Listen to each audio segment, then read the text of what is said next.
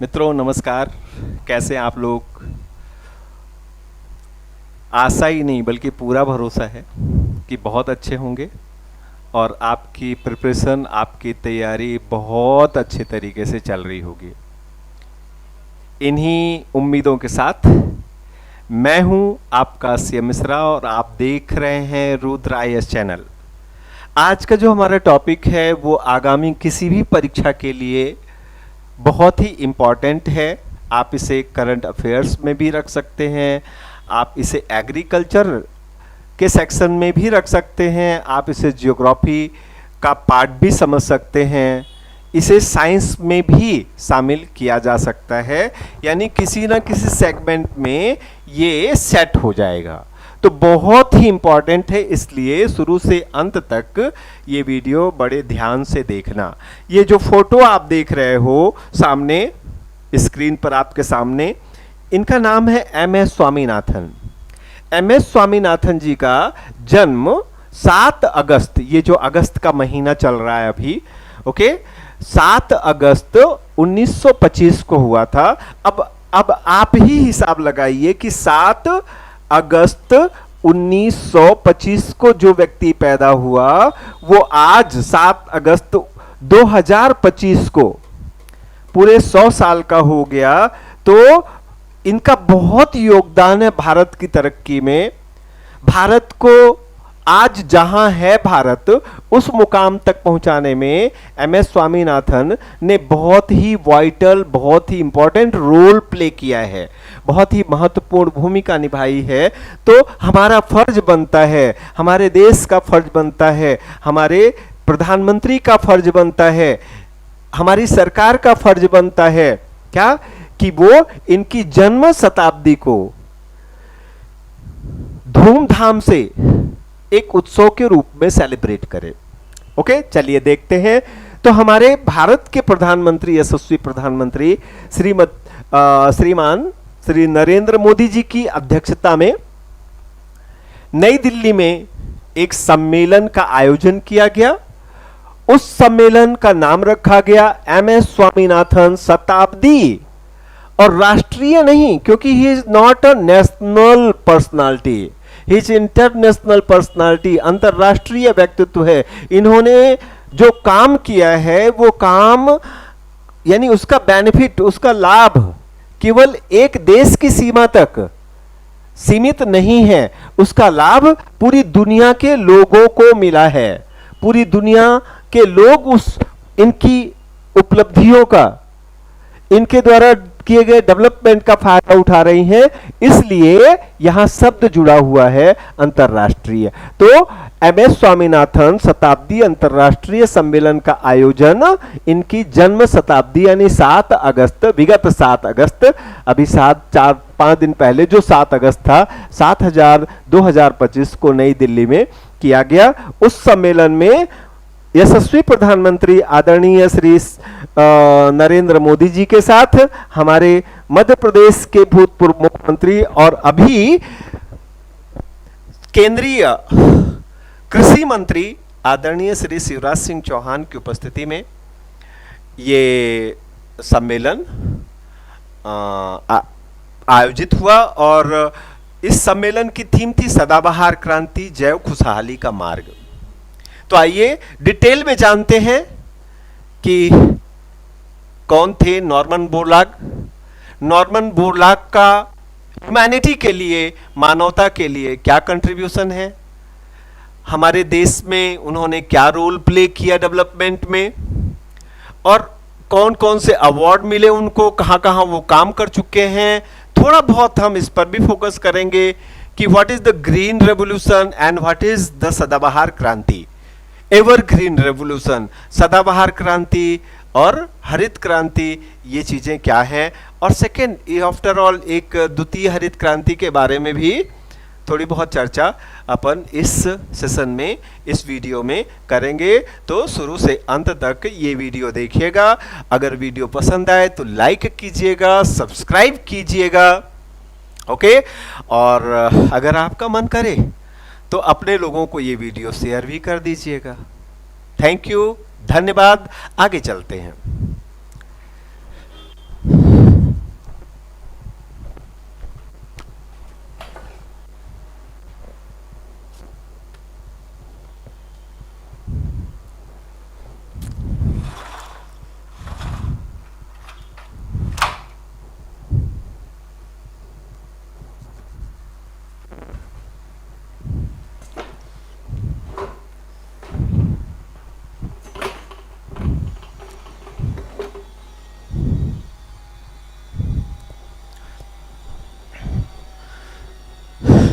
तो first of all सबसे पहले हम ये जानने की कोशिश करते हैं कि कौन थे, क्या क्या वेट था, क्या वजन था, क्या दमदारी थी इस बंदे में। तो भारत के इकलौते व्यक्ति थे ये, the one and only person जिन्होंने International Union for Conservation of Nature यानी IUCN में 1999 में यानी 1999 में उसकी अध्यक्षता की। सेकेंड, दूसरा इंपॉर्टेंट समझना आप, गांधी, महात्मा गांधी और रविन्द्रनाथ टैगोर, महात्मा गांधी और रविन्द्रनाथ टैगोर के बाद ये तीसरे व्यक्ति हैं जिन्हें टाइम्स मैगजीन ने 20 सर्वाधिक प्रतिष्ठित व्यक्तियों की सूची में शामिल किया है। तो इससे आप समझ सकते हो कि MS स्वामीनाथन की क्या वैल्यू है। 7 अगस्त 2025 को तंजौर, तमिलनाडु में पड़ता है तंजौर, तंजावुर भी कहते हैं, जो अपने चोल कालीन टेम्पल्स के लिए फेमस है तंजौर। ओके, जो चोल राजाओं की राजधानी हुआ करता था तंजौर, उस तंजौर में पैदा हुए थे और 28 सितंबर यानी 28 सितंबर 2023 को चेन्नई में उन्होंने अपनी अंतिम सांस ली इस दुनिया में। और इस तरह से देखा जाए तो नियर अबाउट 98 इयर्स तक MS स्वामीनाथन इस धरती पर रहे और अपने ज्ञान से, अपनी प्रतिभा से मानव जाति को धन्य किया। ओके, आगे देखते हैं। MS स्वामीनाथन को 1971 में फिलीपींस से जो इंटरनेशनल सम्मान दिया जाता है, एशिया का इसे नोबेल प्राइज भी कहते हैं, रेमन मैग्सेसे अवार्ड, 1971 में इन्हें रेमन मैग्सेसे अवार्ड दिया गया। 1987 में इन्हें दुनिया का पहला फर्स्ट वर्ल्ड फूड प्राइज यानी विश्व खाद्य पुरस्कार दिया गया। UNEP United Nation Environment Programme ने सासाकावा पर्यावरण पुरस्कार दिया 1994 में। 1999 में 1999 में यूनेस्को गांधी स्वर्ण पदक प्रदान किया गया इन्हें। एंड 2024 में मरणोपरांत इन्हें भारत रत्न यानी इनकी डेथ के नेक्स्ट ईयर में इन्हें इंडिया का, भारत का सबसे बड़ा सिविल अवार्ड, भारत का सबसे बड़ा नागरिक सम्मान भारत रत्न प्रदान किया। क्या क्या काम कर चुके हैं, बहुत सारे पदों पर काम कर चुके हैं, बहुत सारा कंट्रीब्यूशन, लेकिन मुख्य मुख्य बातें बताऊंगा मैं आपको यहाँ। 1980 से 82 में जब सेकेंड टर्म की गवर्नमेंट थी श्रीमती इंदिरा गांधी की, तब आप योजना आयोग के सदस्य के तौर पर काम किया आपने। इसके अलावा जो संयुक्त राष्ट्र विज्ञान एवं प्रौद्योगिकी यानी United nation science and technology commission में आप अध्यक्ष रहे। इसके अलावा डायरेक्टर जनरल रहे international rice research institute Philippines Manila में, जो मनीला फिलीपींस की कैपिटल है। मनीला में फिलीपींस की राजधानी है। इसके अलावा मनीला जो है वो ADB का हेडक्वार्टर भी है, एशियन डेवलपमेंट बैंक का हेडक्वार्टर भी है, और इंटरनेशनल राइस रिसर्च इंस्टीट्यूट भी मनीला में है। वहाँ के ये डायरेक्टर जनरल के पद पर इन्होंने काम किया और MS स्वामीनाथन रिसर्च फाउंडेशन के आप संस्थापक सदस्य थे। ओके, इनका जो योगदान है 1950s के दशक में इन्होंने नॉर्मन बोरलॉग, ये बहुत बड़े अमेरिकी कृषि वैज्ञानिक थे, अमेरिका के कृषि वैज्ञानिक थे, उनके साथ मिलकर के इन्होंने बहुत सारा काम किया। इन्होंने पाला प्रतिरोधी आलू की किस्म, पाला क्या होता है, एक विशेष प्रकार का की परिघटना है पाला। जब ठंड बढ़ जाती है तो अधिक ठंड के कारण जो आलू के जो पौधे होते हैं उनकी पत्तियां झुलस जाती हैं, उसी काली पड़ जाती हैं, उसी को कहते हैं कि पाला मार गया। ओके, तो अब ऐसे में आलू के जो खेती है वो चौपट हो जाती है और आलू के किसान का भारी नुकसान होता है। अब उसे बचाना है तो उसे बचाने के लिए एमएस स्वामीनाथन ने पाला प्रतिरोधी आलू की किस्म का विकास किया। 1960s में इन्होंने हाई यील्डिंग वैरायटी सीड्स का डेवलपमेंट किया 60 के दशक में, और जो भारत में हरित क्रांति का आधार बनी, ग्रीन रिवॉल्यूशन हुआ उसका आधार बनी। इसके साथ इंडिका यानी इंडियन राइस और जापानिका राइस, इन दोनों को मिला करके इन्होंने चावल की बौनी किस्मों का डॉफ जो ब्रीड होती है उसको डेवलप किया। नॉर्मन बोरलॉग के साथ गेहूं के बौनेपन के जीन द्वारा उच्च उपजाऊ किस्मों का विकास किया।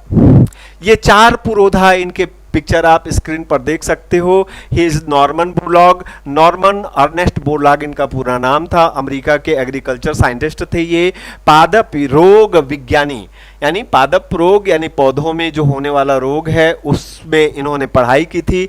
1970 में इन्हें पीस का नोबेल प्राइज मिला and he is known as the father of humanity. इन्हें मानवता का जनक कहा जाता है, मानवता का जनक कहा जाता है। इन्हें भी हमारा नमन है। ओके, एमएस स्वामीनाथन के बारे में हम पढ़ ही रहे हैं। ये विलियम एस गॉड हैं। विलियम एस गॉड कौन है? विलियम एस गॉड जो हैं वो अमेरिकी यानी अमेरिका की international development agency, US international development agency के प्रशासक यानी एडमिनिस्ट्रेटर थे। विलियम एस गॉड, इन्होंने एक स्पीच में जो कि इन्होंने दी थी 8 मार्च 1968 को, 8 मार्च 1968 को इन्होंने एक स्पीच दी, और उस स्पीच में इन्होंने क्या कहा कि मैं भारत और पाकिस्तान सहित दुनिया के या एशिया के तमाम देशों में एक बहुत बड़ा बदलाव देख रहा हूं। ये बदलाव कैसा बदलाव है? उन्होंने कहा ये जो चेंज देख रहा हूं मैं, वो सोवियत संघ की लाल क्रांति, सोवियत संघ की लाल क्रांति, जो वामपंथी, जो रेड रिवॉल्यूशन होता है, ब्लड रिवॉल्यूशन होता है, हिंसक क्रांति होती है, उससे अलग है, या ईरान की जो श्वेत क्रांति है, सफेद क्रांति, व्हाइट रिवॉल्यूशन है ईरान का, उससे अलग है। इसे मैं नाम देना चाहूंगा ग्रीन रिवॉल्यूशन। तो ये वो व्यक्ति हैं, बार बार एग्जाम में पूछा जाता है, विलियम एस गॉड वो व्यक्ति हैं जिन्होंने फर्स्ट टाइम, पहली बार ग्रीन रिवॉल्यूशन शब्द का उपयोग किया। और इसके बाद जो है ये भारत रत्न चिदम्बरम सुब्रमण्यम।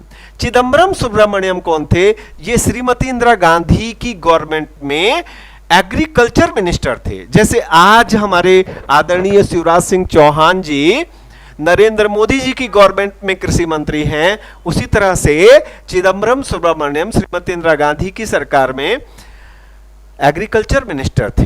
इन्हें हमारे देश में जो ग्रीन रेवोल्यूशन आया, हरित क्रांति आई, उसका पॉलिटिकल डिजाइनर यानी राजनीतिक वास्तुकार मानते हैं। यानी इन्होंने एमएस स्वामीनाथन को पॉलिटिकली सपोर्ट किया, और इन्हीं के सपोर्ट के चलते पूरे भारत में हरित क्रांति रंग लाई। हरित क्रांति रंग लाई तो क्या बदलाव आया आप देख सकते हो। 1965 में भारत ने 1.23 करोड़ टन गेहूं का उत्पादन हुआ। मात्र 5 साल में ये लगभग दुगना होकर के लगभग दुगना होकर के 2.01 करोड़ टन हो गया। और इस तरह से भारत गेहूं के क्षेत्र में आत्मनिर्भर, वो भारत था, ये वो भारत था जो गेहूं के लिए, जो अनाज के लिए अमेरिका के सामने भीख मांगता था, गिड़गिड़ाता था। ओके, ऐसा आपने इस बीच में अक्सर अगर सुना हो तो बहुत सुना होगा कि श्रीमती इंदिरा गांधी निक्सन के सामने भीख मांगने गई थी, और योर हाइनेस और अवर हाइनेस कह करके उनसे कहा था कि आप हमारी प्लीज मदद कीजिए, हमारे पास खाने के लिए अनाज नहीं है, मर जाएगी। तो इन्हीं सब बातों को ध्यान में रखकर जो लाल बहादुर शास्त्री थे, भारत के प्रधानमंत्री, दूसरे प्रधानमंत्री थे श्रीमती इंदिरा गांधी से पहले, ये दूसरे प्राइम मिनिस्टर थे Lal Bahadur Shastri. He became prime minister just after the death of Pandit Jawaharlal Nehru. Pandit Jawaharlal Nehru की मृत्यु के बाद लाल बहादुर शास्त्री जी को 1964 में प्राइम मिनिस्टर बनाया गया, प्रधानमंत्री बनाया गया, और उसी दौरान भारत और पाकिस्तान के बीच में युद्ध हो गया। भारत और पाकिस्तान का 65 का युद्ध कहते हैं इसको, ठीक। इनफैक्ट ये युद्ध जो था वो पाकिस्तान द्वारा आरोपित था, यानी पाकिस्तान जो है वो उसने ये प्लान बनाया था, बहुत खतरनाक प्लान था उसका। पाकिस्तान की योजना क्या थी, या शायद पाकिस्तान ने भारत को कम करके आंका था। ठीक, कुछ देख लेते हैं क्या क्या इशू था, क्या मुद्दा था।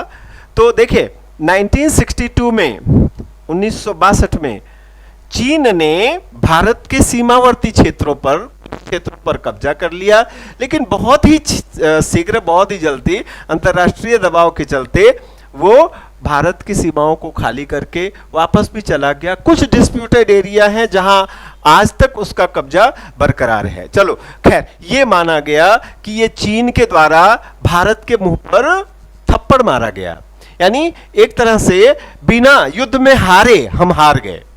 अब हमारी इसी जो मेंटलिटी थी, हमारा यही जो मनोस्थिति थी, उसी का फायदा उठाया पाकिस्तान ने।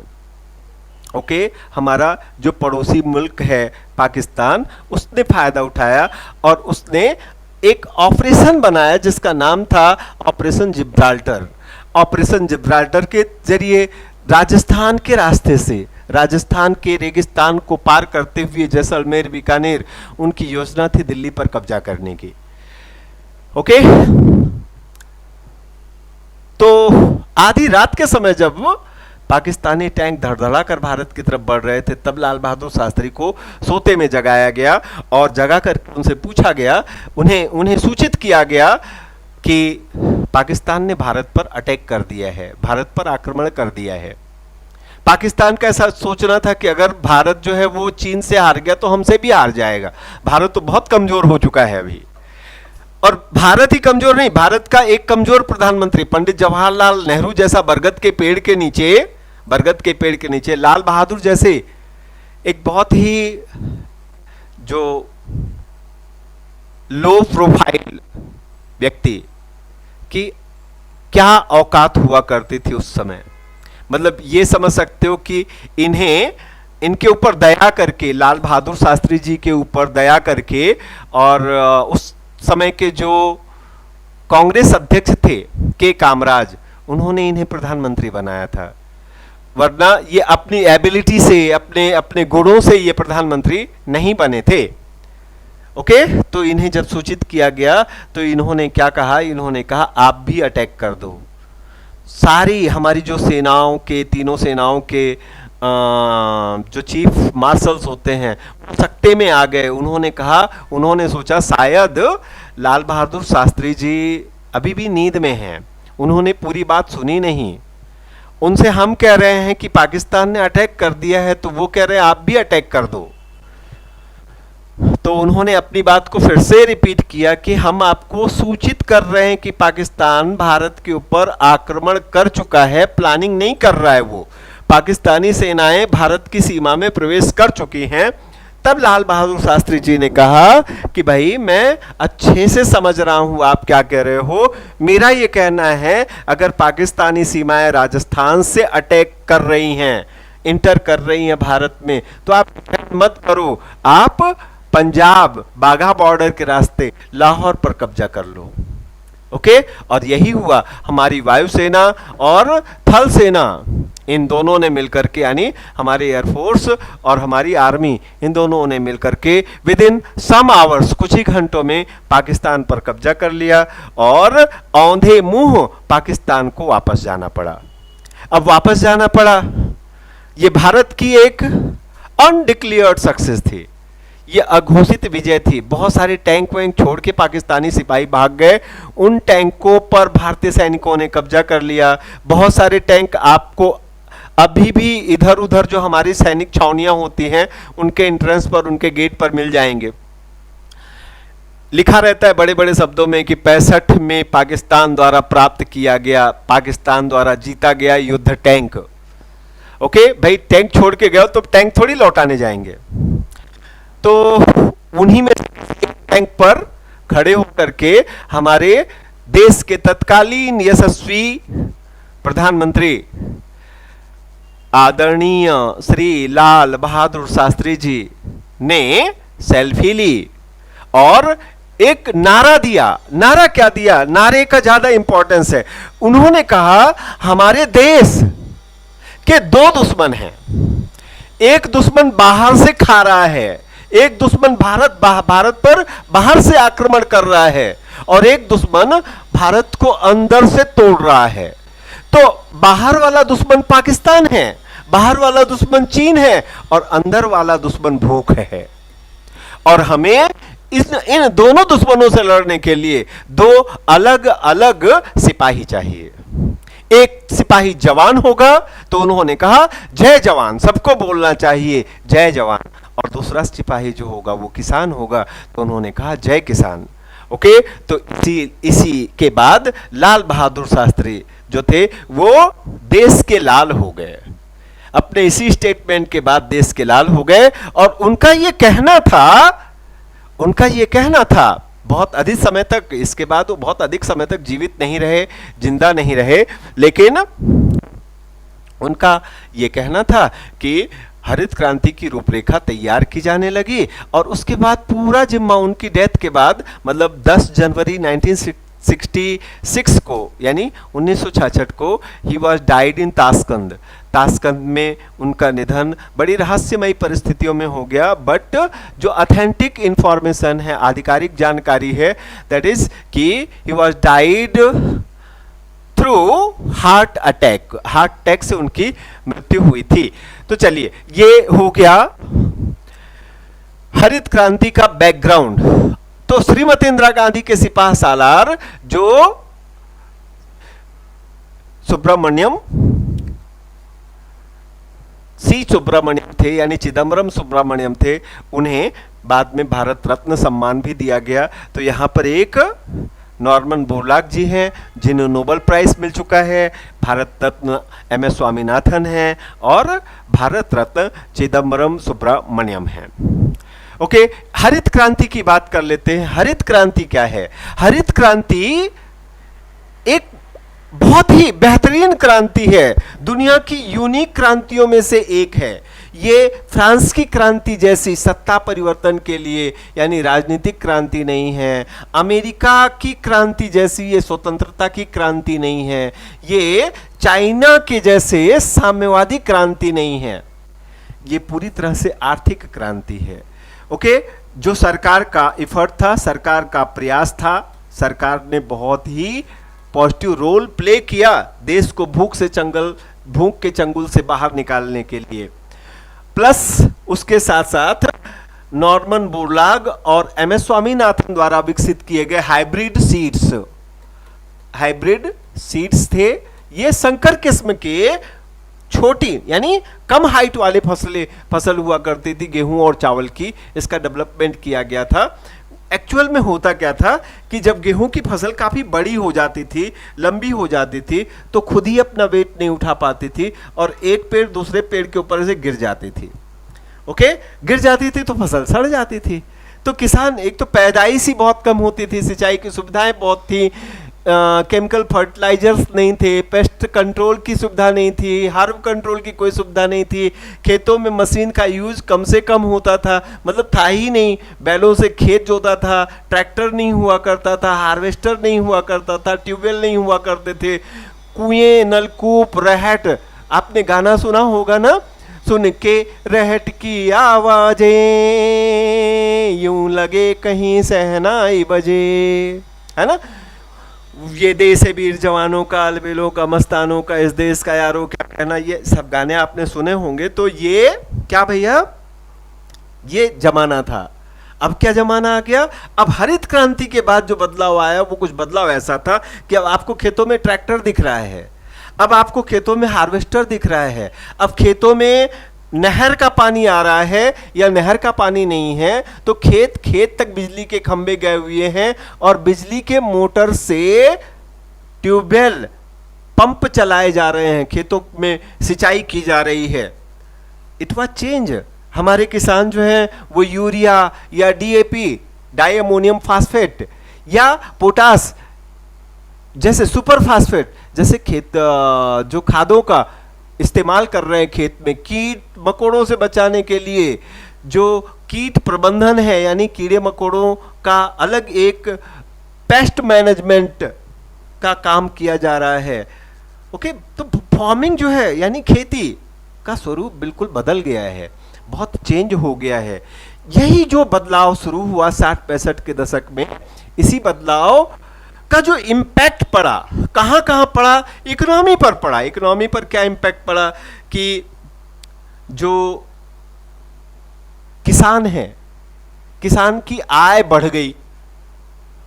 किसान की आय बढ़ने से, जो लोग खेती करते हैं उनकी इनकम बढ़ने से उनकी परचेजिंग पावर बढ़ गई। उनकी परचेजिंग पावर बढ़ने से, उनकी परचेजिंग पावर बढ़ने से क्या हुआ कि रूरल एरियाज में भी अर्बन कमोडिटीज की डिमांड बढ़ने लगी। नगरीय जीवन शैली का धीरे धीरे ग्रामीण क्षेत्रों में भी प्रसार होने लगा। घर घर गांव, ग्रामीण क्षेत्रों में भी घर घर कार की डिमांड आने लगी, घर घर सोफा की डिमांड आने लगी, बेड होने लगा। बेड आ गया खटिया की जगह। पीढ़ा होता है, पीढ़ा होता है, पटरा पटरी होती है जिस पर बैठते थे, मेहमानों को बैठाते थे या जमीन में चटाई बिछाते थे। उसकी जगह आज आपको गांव में भी घर घर सोफा मिलेगा। घर में, गांव में भी हर एक घर में रेफ्रिजरेटर मिलेगा। रेयर ही गांव होंगे जहां बिजली नहीं है, वरना 100% इलेक्ट्रिफिकेशन किया जा चुका है। और जिन गांव का इलेक्ट्रिफिकेशन हो चुका है उन गांव में अब कोई भी महिला ना तो हाथ से कपड़े धोती है और ना हाथ से आटा पीसती है।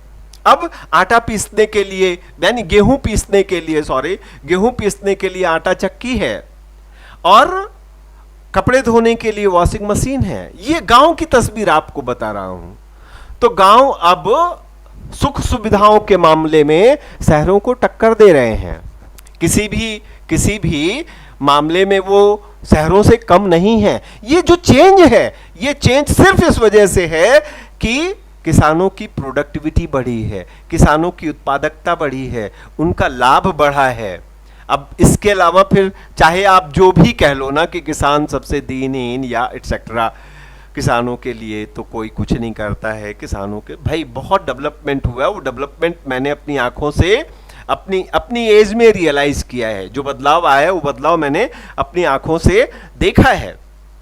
कहने को चाहे कोई कुछ भी कहता रहे। एक और बदलाव आया। और बदलाव क्या आया कि अब जब मशीन से खेती होने लगी, ट्रैक्टर से खेती होने लगी।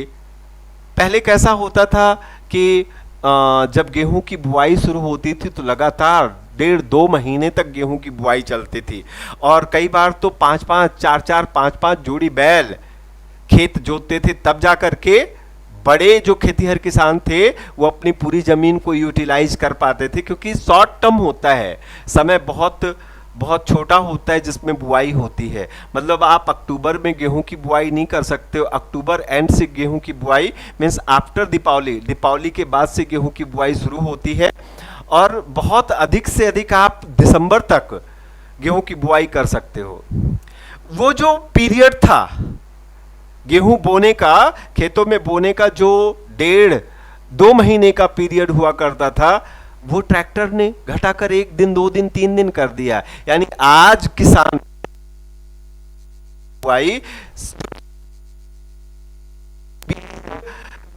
बोने वाली मशीनें होती हैं वो 1-2 दिन। इसी तरह से पहले महीनों गेहूं की कटाई मजदूरों द्वारा की जाती थी हंसिए से। हमने देखा है, हमने कराया भी और किया भी है। आज वो काम चंद घंटों में हो जाता है। तो इससे क्या हुआ? इससे किसान को फुर्सत का क्षण मिला, फुर्सत का समय मिला और उस जो पीरियड ऑफ लेजर है, वो जो फुर्सत का क्षण उसे मिला है, सरप्लस है, वो उसकी लाइफ से उसने निकाला है, बचाया है। और उसको बचाने में हरित क्रांति के जरिए मशीनों ने कंट्रीब्यूट किया। तो किसान क्या करे उस समय को किसान कैसे यूटिलाइज करे? तो उस समय का बेस्ट यूटिलाइजेशन करने के लिए किसान ने क्या खोजा, क्या तरीका अपनाया? कुछ किसानों ने तो अपने साइड बाय साइड बिजनेस शुरू कर दिया, ओके। और कुछ किसानों ने राजनीति करनी शुरू कर दी। अब यही कारण था कि 80-85 के दशक में आते आते या 90 के दशक में आते आते आप क्या देखोगे, आप भारत की राजनीति में ऐसे लोगों का दबदबा देखोगे, ऐसे लोगों का प्रभुत्व देखोगे जो बेसिकली जमीन से जुड़े हुए लोग हैं, जिन्हें हम भूमि पुत्र कहते हैं। चाहे वो जो समाजवादी पार्टी के संस्थापक मुलायम सिंह यादव हों, ये तो मैं कुछ बड़े बड़े नाम ले रहा हूं, चाहे बिहार में राजदा के संस्थापक लालू प्रसाद यादव हों, ये सारे लोग कोई पॉलिटिकल फैमिली से नहीं आते थे। हमारे देश के, हमारे मध्य प्रदेश के भूतपूर्व यशस्वी मुख्यमंत्री आदरणीय श्री शिवराज सिंह चौहान स्वयं माटी के लाल हैं, यानी खेती बाड़ी से जुड़े हुए। वो आजकल भी आप देख लो, कभी कभी वो अभी भी ट्रैक्टर पर बैठ जाते हैं और खेत जोतने लगते हैं। कृषि मंत्री, देश के कृषि मंत्री होते हुए भी ट्रैक्टर चलाने का उनका मोह अभी गया नहीं है। तो भाई ये है माटी के लाल, ये वो पैराडाइज है राजनीति पर, ये हरित क्रांति की छाप है, हरित क्रांति का प्रभाव है। तो मैंने क्या कहा, पॉलिटिकल इंपैक्ट्स आपको देखने को मिलेगा, आपको इकोनॉमिक इंपैक्ट देखने को मिलेगा, आपको सोशल इंपैक्ट देखने को मिलेगा। अब ये जो सामाजिक, आर्थिक और राजनीतिक प्रभाव पड़ा फसल के उत्पादन में वृद्धि का, उसी को सम्मिलित रूप से हम हरित क्रांति का नाम देते हैं। ओके, अब देखिए एक स्टेटमेंट बहुत प्यारा सा है जो आपके सामने है कि विकास, कैसा भी विकास हो, खाली वो कानपुर का विकास दुबे नहीं होना चाहिए। विकास कौन है? विकास वह प्रगति है जो चुनौतियों के बिना नहीं आती है। ओके, मतलब जब भी आप डेवलपमेंट करोगे, जब भी आप विकास के रास्ते पर आगे बढ़ोगे, जब भी आपको ऐसा लग रहा होगा कि आप ग्रो कर रहे हो, आप बढ़ रहे हो, तो आपके सामने ढेर सारी चैलेंजेस आएंगी। इंप्लाइज दैट, इसी को आप ऐसे भी मान सकते हो, जब आपके जीवन में बहुत सारी चुनौतियां आपको आगे बढ़ने से रोकने लगे, आपकी लाइफ में बहुत सारे चैलेंजेस आने लगे, तो आप समझ जाओ डेवलप हो रहे हो, तब आप समझ जाओ कि आप ग्रो हो रहे हो, तब आप समझ जाओ कि आपका उत्थान हो रहा है। ओके, तो हरित क्रांति इस नियम का अपवाद नहीं हो सकती। विकास देश में हो रहा था, बड़ी तेजी से खेती का विकास हो रहा था, बड़ी तेजी से कृषि का विकास हो रहा था, लेकिन ये भी चैलेंजलेस नहीं था। बहुत सारी चुनौतियों को भी इसने पैदा किया, बहुत सारी समस्याएं भी यहाँ से पैदा हुई हरित क्रांति से। ये इसका स्याह काला पक्ष है। हर एक चीज का एक सफेद पक्ष होता है, एक उजला पक्ष होता है, एक नकारात्मक पक्ष होता है। ये उसका नकारात्मक पक्ष है। क्या क्या है मेन बातें, वो मैं आपको बता देता हूँ।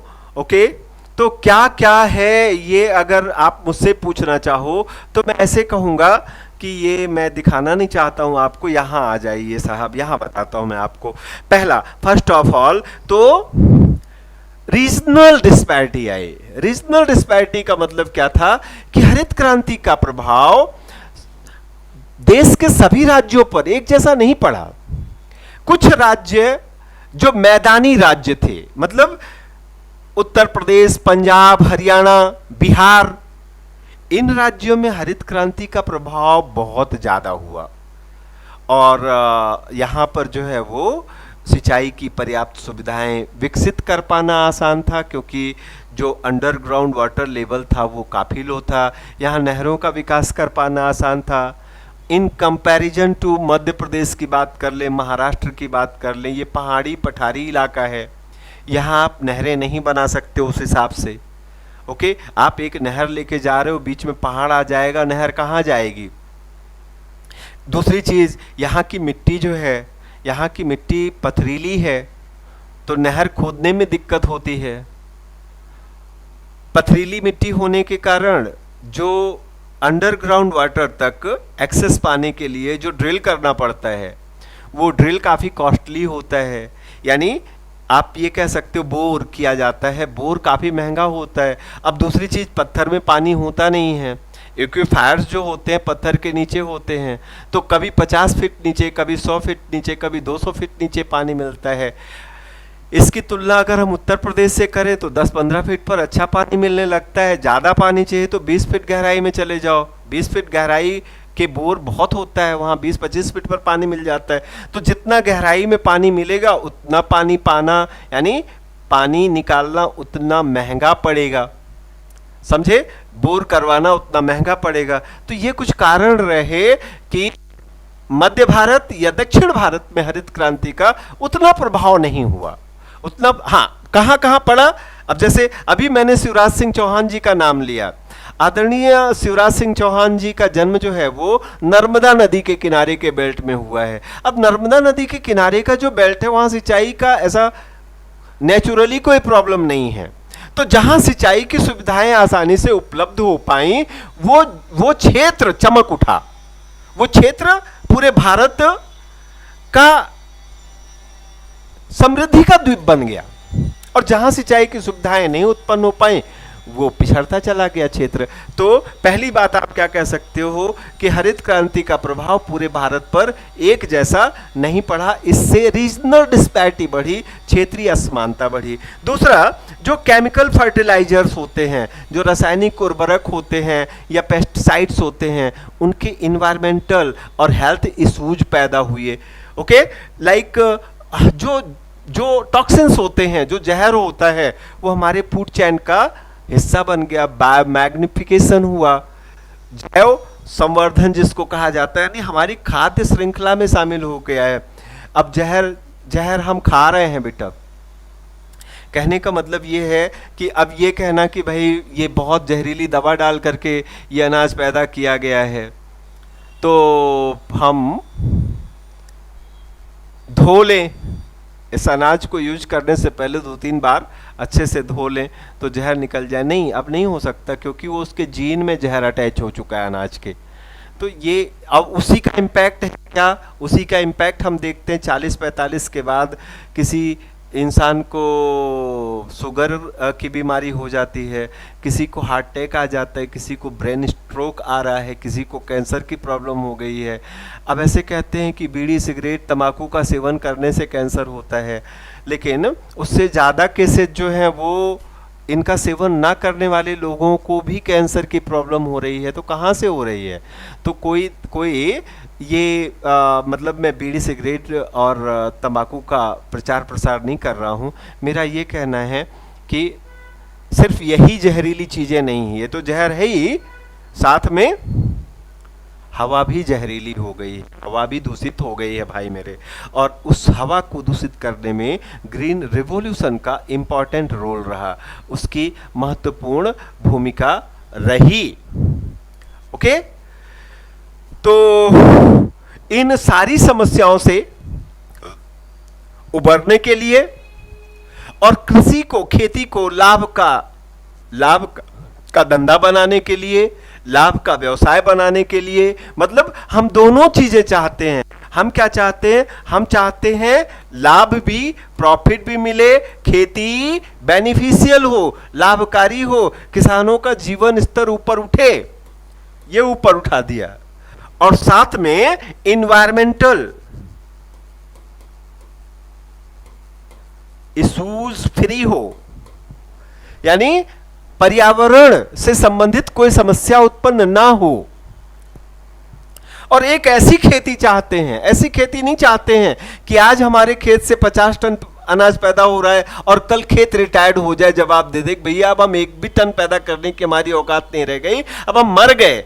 ऐसा नहीं, हम चाहते हैं कि जन्म जन्मांतर तक हमारे खेत हेल्दी बने रहें, हम हेल्दी रहें, हमारे खेत हेल्दी रहें, हमारा एनवायरनमेंट हेल्दी रहे। तो चलिए इसको लिख लेते हैं, अच्छा सा स्लोगन बना लिया मैंने, हेल्थ किसकी किसकी हेल्थ को ऐसे ट्रायंगल बना दीजिए, हमारी हेल्थ, इसके बाद हमारे खेतों की हेल्थ, हमारे जो फार्म्स होते हैं फार्म्स की हेल्थ, और हमारे एनवायरनमेंट की हेल्थ, ये तीनों को शामिल कर दीजिए।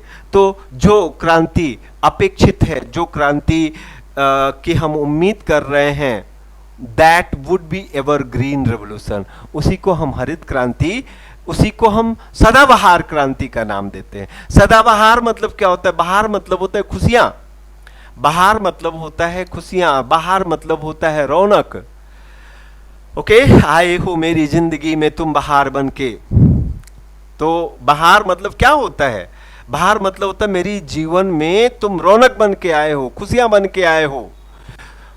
और कब तक के लिए? तो क्षणिक नहीं, सदा, सदा सदा के लिए आए हो तुम बहार बन के। तो ये क्रांति सदाबहार क्रांति हो गई।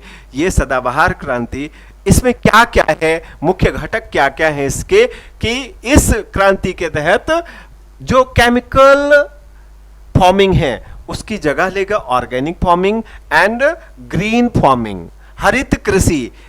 ओके, इंटीग्रेटेड पेस्ट मैनेजमेंट काम किया जाएगा, यानी एकीकृत कीट प्रबंधन का काम किया जाएगा। अब इन सब चीज़ों पर मैं अलग से कोई वीडियो बनाऊंगा तो उसमें डिटेल मैं करूंगा। ऐसी डिमांड आई है कि सदाबहार क्रांति, चूंकि एमपीपीएससी के सिलेबस में भी है, इसलिए इस टॉपिक पर आप बहुत बेहतरीन कोई वीडियो बनाइए। बच्चों को बड़ी समस्या हो रही है, तो ठीक है, इस पर मैं अच्छा वीडियो बनाऊंगा। तब मैं बताऊंगा कि ये एकीकृत यानी इंटीग्रेटेड पेस्ट कंट्रोल। अभी हम पेस्ट कंट्रोल के लिए जहर छिड़कते हैं, ज़रूरत नहीं है, बहुत सारे दूसरे साधन भी हैं जिससे हम कीड़े मकोड़ों को भी नष्ट होने से बचा सकते हैं। ओके भाई, कीट पतंगे, कीड़े मकोड़े are the part of a food chain. हमें वो फूड चैन मेंटेन करना है। अब आप क्या कर रहे हो? आप सोचो, वो ये कीड़े मकोड़े होते हैं, हमारी फसल को चाट जाते हैं, हमारी फसल को बर्बाद कर देते हैं। पेस्ट होते हैं ना, कीट पतंगे, इंसेक्ट्स होते हैं, ये हमारी फसल को बर्बाद। क्यों इतने कीड़े मकोड़े हो गए हैं? आप सोचो कभी, आपके घर में इतने मच्छर क्यों हो गए जो मलेरिया और डेंगू जैसी समस्याओं को पैदा कर रहे हैं? तो इनके होने की मुख्य वजह है, इनके होने की मुख्य वजह है इनकी जनसंख्या बढ़ना। इनकी जनसंख्या लगातार क्यों बढ़ रही है? क्योंकि इनको खाने वाले जो जीव थे उनको जहर छिड़क करके हमने मार डाला। अब वो क्या थे? वो घरों में छिपकलियाँ थी, जो घरों में रात में जब हम सो जाते थे तो छिपकलियाँ हमारे घर में घूमती थी। और कहीं मच्छर किसी अच्छा, एक और चीज़, मकड़ी का जाला हुआ करता था घरों में, तो मच्छर उस मकड़ी के जाले में फंस जाते थे, तो कई बार मकड़ी खा जाती थी। अब हमने क्या किया? पेस्ट कंट्रोल करा के इन सबको ख़त्म कर दिया। तो ये हम अगर फूड चैन एक बार फिर से मेंटेन कर लें तो हमारी प्रॉब्लम कुछ हद तक रिड्यूस हो सकती है। यही है एकीकृत कीट प्रबंधन। इसके अलावा एकीकृत पोषक तत्व आपूर्ति, अभी इसके बारे में मैं आगे बताऊंगा। मोदी जी कुछ कह रहे हैं। एकीकृत प्राकृतिक संसाधन प्रबंधन। प्राकृतिक संसाधन है, नेचुरल रिसोर्सेज होते हैं हमारी। मिट्टी है नेचुरल रिसोर्स है, वाटर है नेचुरल रिसोर्स है, एयर है नेचुरल रिसोर्स है, इसको भी हमें मैनेज करना है। वाटर मैनेजमेंट तो हमें बहुत ही ज़रूरी है सीखना, लेकिन दुर्भाग्य रहा है कि अंधाधुंध दोहन किया गया है पानी का। मतलब पानी जैसी चीज को हमने इतना बर्बाद किया, इतनी कीमती चीज को इतना बर्बाद। अच्छा, ऐसा नहीं कि अभी नहीं कर रहे हैं, अभी भी जहां उपलब्ध वहां कर रहे हैं। इसके बाद ग्राम ज्ञान केंद्र, मतलब हर गांव में ज्ञान का एक केंद्र जहां पर किसी खेती करने की अत्याधुनिक तकनीकियों की जानकारी किसानों को समय समय पर मिल सके। जैव ग्राम, प्राकृतिक संसाधन प्रबंधन और कृषि और गैर कृषि आजीविका को मिला करके एक जैव ग्राम का कॉन्सेप्ट है सदाबहार क्रांति में। और फोकस क्या है? फोकस है social economic development and gender equality, यानी लिंग लैंगिक समानता। चलिए, अब इस अवसर पर जो ये सम्मेलन हुआ, इस अवसर पर हमारे देश के यशस्वी प्रधानमंत्री नरेंद्र मोदी जी के कुछ स्टेटमेंट्स हैं। ध्यान से, धीरे धीरे अब मैं इसको पढ़ रहा हूँ, आप भी ध्यान से सुनना और चाहे तो नोट कर लेना, या जो पीआईबी की साइट होती है उस पर जाकर सर्च मारना, तो मैंने वहीं से लिया है, या आपको वहाँ मिल जाएगा। डॉक्टर स्वामीनाथन से प्रेरणा लेते हुए अब देश के वैज्ञानिकों के पास एक बार फिर से इतिहास रचना आया है, ऐसा मोदी जी कह रहे हैं। पिछली पीढ़ी के जो वैज्ञानिक थे, यानी एमएस स्वामीनाथन जैसे वैज्ञानिकों ने हमारे देश को फूड सिक्योरिटी दी, खाद्य सुरक्षा दी। अब खाने के लाले नहीं हमारे देश में, यानी अब अगर कोई पॉलिटिकल नैरेटिव को छोड़ दिया जाए तो कोई भूखों नहीं मर रहा है। But nutritional security. Nutritional security का मतलब होता है हम जो खा रहे हैं उस वो कितना हेल्दी है, उसमें कितना न्यूट्रिएंट हम ले रहे हैं ये अभी भी पता नहीं है। अभी हम सिर्फ पेट भर रहे हैं अपना, वो पोषक है, वो हेल्थ सपोर्टिव है या नहीं है ये हमें नहीं पता। तो क्या कह रहे हैं मोदी जी? मोदी जी कह रहे हैं कि अब के जो वैज्ञानिक हैं उन्हें न्यूट्रिशनल सिक्योरिटी पर फोकस करने की आवश्यकता है। सेकंड स्टेटमेंट क्या है? आज दुनिया भर में बायोडाइवर्सिटी को लेकर चर्चा होती है। बायोडाइवर्सिटी यानी जैव विविधता को लेकर के दुनिया भर में डिस्कशन हो रहा है। इससे सुरक्षित करने के लिए पूरी दुनिया की सरकारें अनेक कदम उठा रही हैं, लेकिन डॉक्टर एम.एस. स्वामीनाथन ने एक कदम बढ़ाते हुए बायो हैप्पीनेस का कॉन्सेप्ट दिया था। ओके, तो ये चीज किसी भी एग्जाम में पूछा जा सकता है। अगर मैं पेपर सेट करूं तो मैं तो जरूर पूछ लूंगा, मोदी जी कह रहे हैं तो ऑथेंटिक ही होगा सही, कि बायो हैप्पीनेस का कॉन्सेप्ट किसने दिया था। एमपीपीएससी के 3 नंबर के एग्जाम, 3 नंबर के क्वेश्चन में मैं जो 3 नंबर नहीं, जो 2 लाइनर्स क्वेश्चन होते हैं उसमें मैं पूछ सकता हूँ कि what is the meaning of happiness, bio happiness क्या है। Okay, third and last statement है, डॉक्टर स्वामीनाथन ने भारत को खाद्यान्न में आत्मनिर्भर बनाने का अभियान चलाया। तो ऐसे डॉक्टर एम एस स्वामीनाथन को इनकी इस जन्म शताब्दी पर पूरे भारत का या मैं कहूं पूरी दुनिया के लोगों का नमन है। जय हिंद, जय भारत। अगले सेशन में हम ऐसे ही किसी रोचक, ऐसे ही किसी इंटरेस्टिंग टॉपिक जिसमें करंट अफेयर्स भी हो, जिसमें कुछ स्टैटिक पार्ट भी हो, जो आपके सोचने समझने का तरीका वो एक्सपेंड कर सके, ऐसी वीडियो के साथ फिर हाजिर होंगे। तब तक के लिए नमस्ते, धन्यवाद, जय हिंद, जय भारत।